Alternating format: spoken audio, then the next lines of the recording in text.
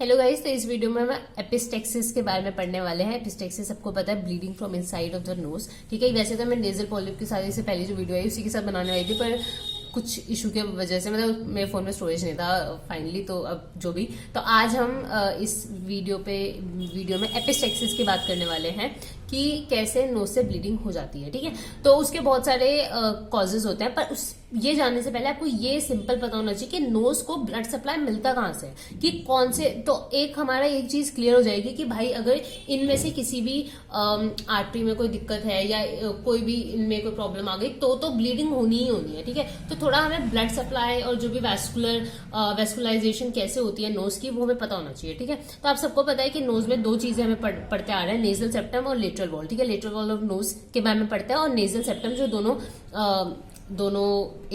Knows के areas को, दोनों चैम्बर्स को डिवाइड करती है। ठीक है, तो हम दोनों का ही ब्लड सप्लाई पढ़ेंगे। ठीक है, तो अब क्या हो रहा है, आपको मेन याद करना है कि दो जगह से इसका मेन ब्लड सप्लाई आता है नोज का, इंटरनल कैरोटिड आर्टरी और एक्सटर्नल कैरोटिड आर्टरी। ठीक है, अब इंटरनल कैरोटिड आर्टरी की anterior and posterior ethmoidal artery nasal septum को भी ब्लड सप्लाई देती है और लेटरल वॉल को भी ब्लड सप्लाई देती है। ठीक है, आप समझ रहे हो ना मैंने यहाँ पे कैसे डायग्राम बनाया। इंटरनल कैरोटिड आर्टरी की दो ब्रांचेस है, anterior and posterior ethmoidal artery, वो नेजल सेप्टम को भी देती है अपना सप्लाई, और वो जो है लेटरल वॉल को भी सप्लाई कर रही है। ठीक है, वहीं पे जो एक्सटर्नल कैरोटिड आर्टरी है उसमें उसकी मैक्सिलरी ब्रांच होती है, उसका नाम होता है मैक्सिलरी ब्रांच में दो और आर्टरीज होती है, स्फीनो पैलेटाइन आर्टरी और ग्रेटर पैलेटाइन आर्टरी। ठीक है, ये नेसल सेप्टम को सप्लाई करती है, साथ ही साथ उसकी एक फेशियल ब्रांच होती है।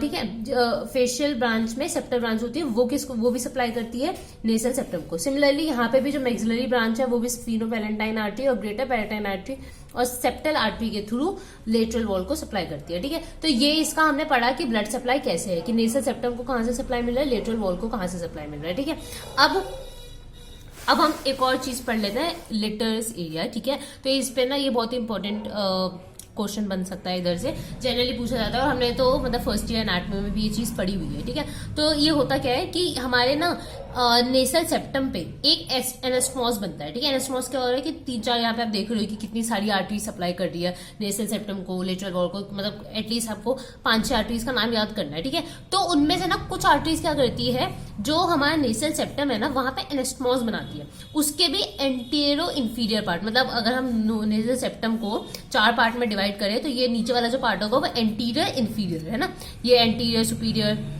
ये पोस्टीरियर सुपीरियर, पोस्टीरियर इंफीरियर है ना। तो हमारे एंटीरियर इंफीरियर पार्ट पे एनास्टमॉस बनता है। तो वो 4 आर्टरीज कौन कौन सी है, anterior ethmoidal artery, sphenopalatine artery, septal branch और सुपीरियर लेबियल आर्टरी और ग्रेटर पैलेटाइन आर्टरी। ये चारों आर्टरी मिलके यहाँ पर एक प्लेक्सिस या एक एनास्टमॉस या जो भी आप समझो प्लेक्सिस फॉर्म करेगी, तो इसको लिटरस एरिया कहते हैं इस एरिया को, और इस प्लेक्सिस को केसर बैश प्लेक्सिस कहते हैं। ठीक है, अब ये एरिया जो है वो, अब देखो ये एंटीरियरली प्रेजेंट है, तो ये बहुत ही मोस्ट कॉमनली इफेक्ट हो सकता है फ्रॉम द ट्रॉमा या हल्का सा फिंगरिंग नोज में करने से। ठीक है, तो इसकी वजह से ये बहुत कॉमन एरिया है जहां पे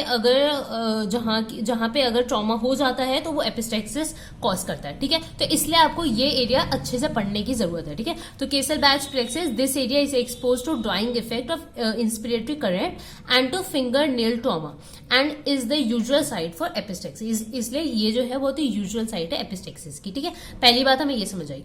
अब हमें ये समझ आ गया कि इसकी ब्लड सप्लाई कैसे होती है नोज की, हमारा केसल बैच प्लेक्सिस क्या है, कौन कौन सी आर्टरी उसमें पार्ट लेती है, और हमें ये क्यों पढ़ना है, ये समझ गए। ठीक है, अब हम देखते हैं कि एपिस्टेक्सिस कितने टाइप के होते हैं। तो एपिस्टेक्सिस मेनली 2 टाइप के होते हैं, एंटीरियर और पोस्टीरियर।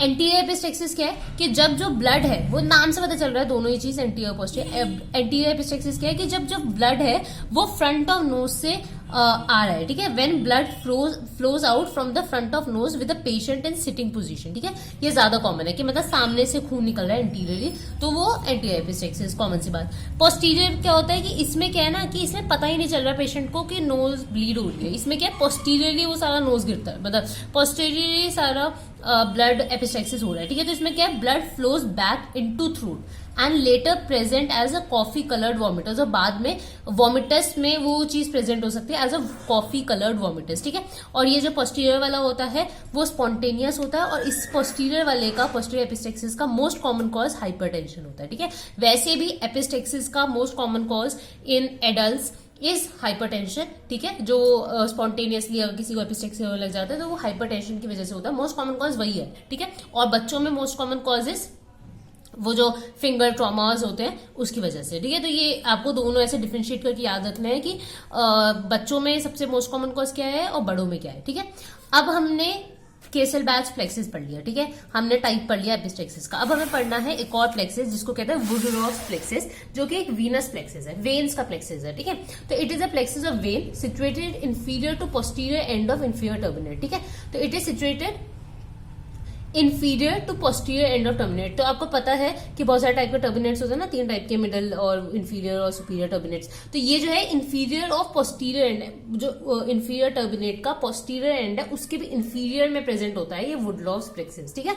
अब ये क्या है, ये मोस्ट कॉमन साइट है for posterior epistaxis in adult, ठीक है। तो पोस्टीरियर एपिस्टेक्सिस होने का सबसे बड़ा कॉज यहीं पे है, ठीक है। मतलब इसी में कुछ भी ट्रॉमा हुआ हाइपरटेंशन की वजह से या कोई भी कॉज की वजह से इसमें इन प्लेक्सिस में कुछ प्रॉब्लम हुई तो नोज ब्लीड होता है और वो पोस्टीरियरली गिरता है, ठीक है, क्योंकि पोस्टीरियर बहुत ही पीछे प्रेजेंट है ना इसमें, ठीक है। अब एपिस्टेक्सिस के हमें कॉज पढ़ना है। मेनली हमें 2 चीजें मेन पता होनी चाहिए।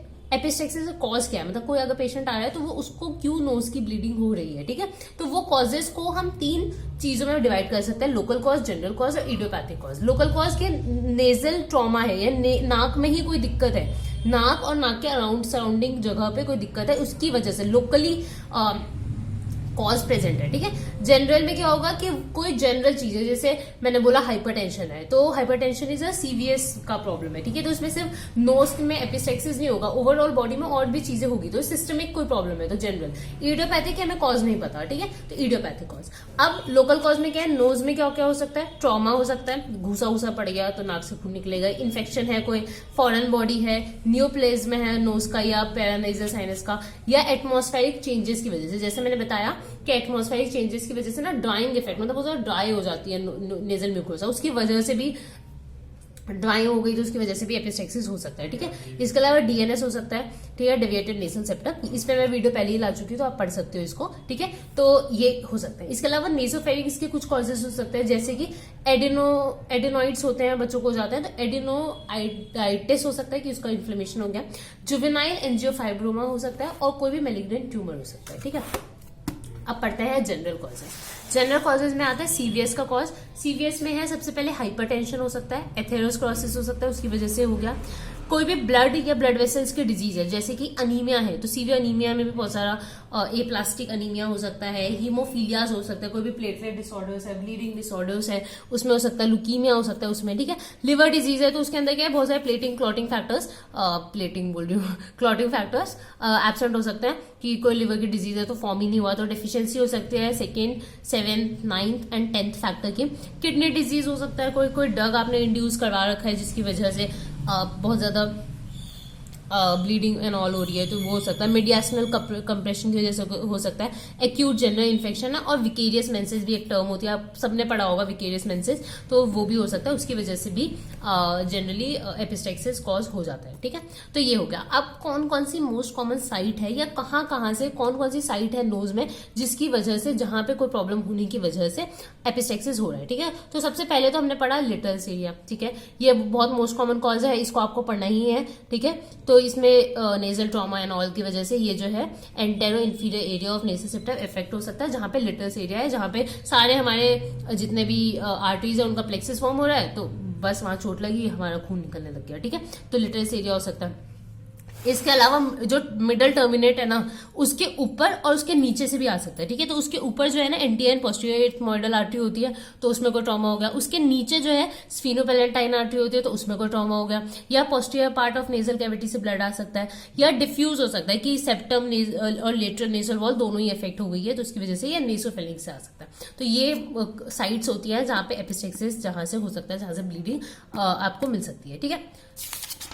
अब हमें ये समझ आ गया अब हमें समझना है मैनेजमेंट। अगर कोई आता है आपके पास एपिस्टेक्सिस का, तो उसमें आप क्या मैनेज करोगे? तो सबसे पहले मैनेजमेंट में क्या क्या है आपको वो देखना है। तो सबसे पहले आपको उससे पूछना है मोड ऑफ ऑनसेट क्या है, ड्यूरेशन और फ्रीक्वेंसी ऑफ ब्लीडिंग कितनी है, कि कितना ज्यादा खून निकल रहा है, कितने देर तक निकलता है, अमाउंट ऑफ ब्लड लॉस क्या है, whether bleeding is anterior posterior, आपको ये समझना है, any history of non bleeding disease, कोई ब्लीडिंग डिसऑर्डर तो नहीं है, कोई हीमोफीलिया एंड ऑल तो नहीं है, तो वो पूछना है, history of hypertension, leukaemia, mitral valve disease, cirrhosis, liver disease तो नहीं है, कोई हार्ट डिजीज तो नहीं है, कोई जनरल कोई सिस्टमिक डिसऑर्डर तो नहीं है, वो सब पूछना है, कोई ड्रग का इंटेक तो कर रखा है, जैसे एंटीकोगुलेंट्स लोग लेते हैं, ठीक है, तो वो सब तो नहीं कर रखा, तो वो सब आपको पूछना है। तो ये सबसे पहले तो आपको ये जनरल चीजें पूछनी है।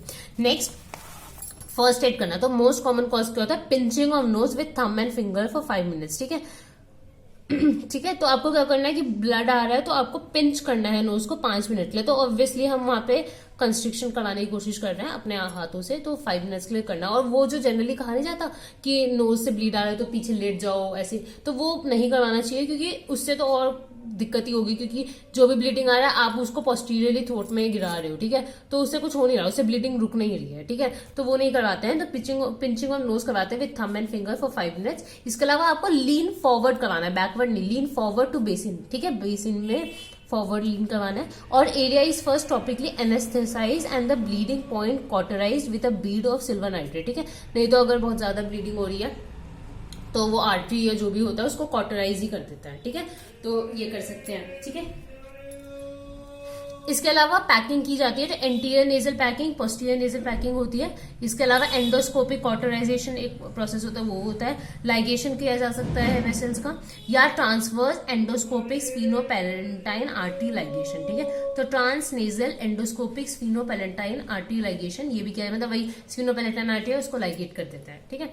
तो ये सारे टाइप से आप फर्स्ट एड कर सकते हो। इन सारी मतलब ये ना बहुत बहुत सीवियर टाइप का हो गया तो ये नहीं, तो जनरली तो पिंचिंग ऑफ नोज और थोड़ा सा उसको बेसिन की तरह लीन करवाने से और जो जनरलाइज जो कॉज है उसको ट्रीट करने की से हो जाता है, ठीक है। तो ये फर्स्ट एड है, तो आपको समझना होगा इसको, ठीक है। तो आई होप आपको वीडियो समझ आई होगी कि एपिस्टेक्सिस का क्या जनरल मैनेजमेंट है, क्या कॉजेज है, क्यों होता है, कितने टाइप के होते हैं, तो ये सारी चीजें आपको समझ आई होगी। तो मिलते हैं आप नेक्स्ट वीडियो में, ठीक है। तो नेक्स्ट वीडियो हम देखेंगे किसकी बनाई है। अगर आपको कोई भी सजेशन हो कि इस पे वीडियो बनाओ तो please let me know in the comment section, हम उस पे वीडियो लेके आएंगे, ठीक है। तो that's it for this video guys, I hope you like this, और thank you for supporting this channel, और प्लीज इसको भी सब्सक्राइब करना इस चैनल को और लाइक भी करना इस वीडियो को, ठीक है। तो that's it for this video guys, bye bye.